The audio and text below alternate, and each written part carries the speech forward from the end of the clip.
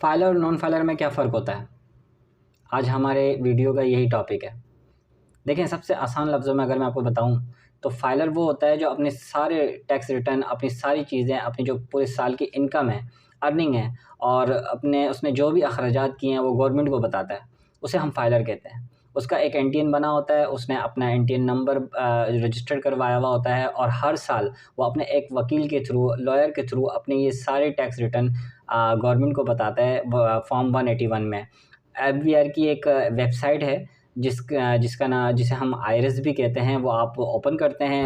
Normally आप जब Google में सर्च करेंगे, आइरिस लिखें या एफबीआर लिखेंगे तो वो आइरिस की वो चीज़ें आ जाएँगी, या टैक्स रिटर्न लिखेंगे तो वो सारी चीज़ें आपके सामने आ जाएँगी।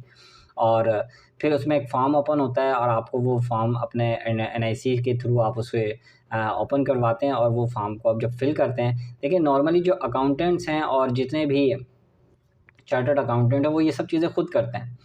तो इतनी परेशानी वाली बात ये नहीं है, लेकिन क्योंकि अब हमारे मुल्क में इतनी अवेयरनेस नहीं है, लोग इन सब चीज़ों को नहीं जानते, तो इसलिए उनको ये परेशानी होती है।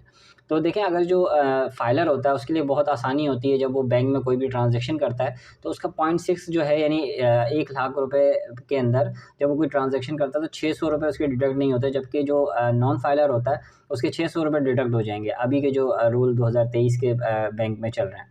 इसी तरह आप जब प्राइज़ बॉन्ड कोई आपका निकल जाता है तो उसमें भी आपको काफ़ी बेनिफिट्स मिलता है फाइलर को।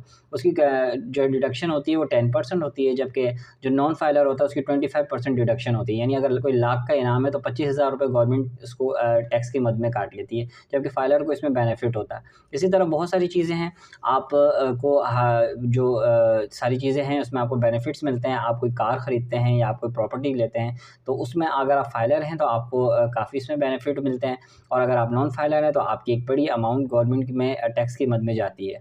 और जब आप ये सारे गोशवारे गवर्नमेंट को देते हैं तो गवर्नमेंट डेफ़िनेटली आपको उसी टैक्स रिटर्न से ही तमाम जो हमारे गवर्नमेंट्स के इदारे हैं उनको वो सैलरीज़ देती हैं, और फिर वो जितने भी तरक्याती काम होते हैं उन्हीं पैसों से ही जो है वो तरक्याती काम होते हैं, और वो रिटर्न हमें ही अमाउंट रिटर्न हमारे बेनिफिट्स के तौर पे हमें मिलता है।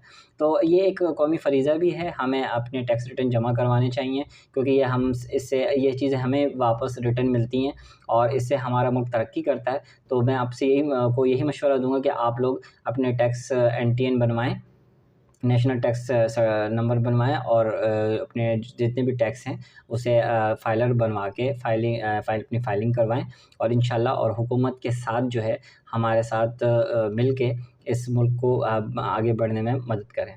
आई होप आपको ये वीडियो जो है इन्फॉर्मेटिव लगी होगी। अपना बहुत ख़्याल रखिएगा। अल्लाह हाफ़िज़।